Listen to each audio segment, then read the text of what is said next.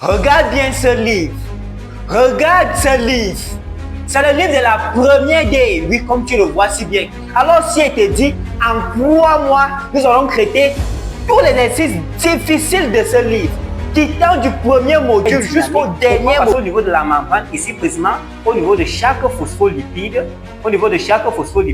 nous aurons ce qu'on appelle les cholestérol. Nous aurons ce qu'on appelle les cholestérols. Ces cholestérols sont généralement entre les phospholipides. Et le rôle des cholestérols, c'est toujours un rôle dans la fluidité membranaire. Donc, c'est ces cholestérols qui rendent la membrane très fluide. Donc, elle n'est pas statique, elle est fluide. Et c'est le rôle des cholestérols qui sont entre les phospholipides.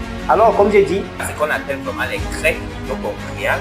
Et c'est ça qui est caractéristique de la mitochondrie. Comme on voit ici, il n'y a pas de crêtes. Donc, ici, il y a les crêtes mitochondriales.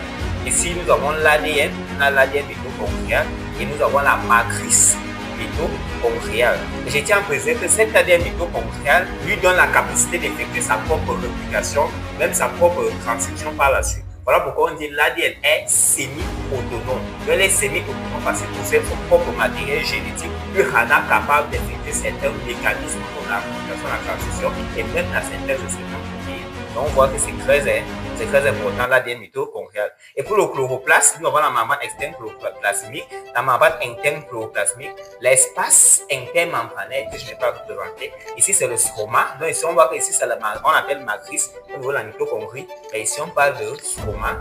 Et ici, nous avons également la guanine est toujours égale à la cytosine. Si on considère que ça c'est équation 1, ça c'est équation 2. Maintenant, si on fait équation 1 plus équation 2, ça nous donne A plus G est égal à E plus C. Si maintenant on divise tout ceci par E plus C, on divise aussi également ici par E plus C, ici ça annule, ici ça annule. Ça donne maintenant cellule mère à 20 chromosomes. Et maintenant, on sait que la mitose est la division d'une cellule mère en 2 cellules filles génétiquement identiques à la cellule mère. Alors, cette cellule mère qui a 20 chromosomes va aussi donner 2 cellules à 20 chromosomes. Et ces 2 cellules filles donneront encore d'autres cellules filles à 20 chromosomes. Ça veut dire même si c'est 1000 divisions, la mitose donnera toujours le même nombre de chromosomes. Alors, il n'y aura pas de changement dans le nombre de chromosomes. Comme je disais, il y a une grande différence entre un nucléotide avec T et un nucléoside avec S.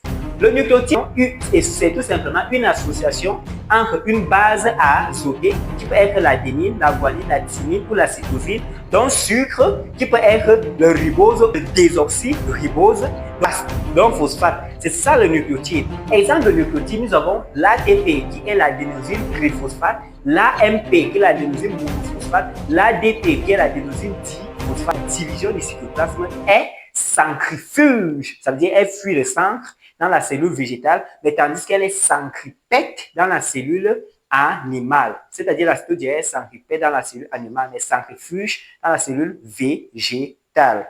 Parce que le centrosome, c'est la région où on trouve les centrioles. Alors, s'il n'y a pas de centriole, il n'y a pas de centrosome. Les autres deux là sont toujours associés.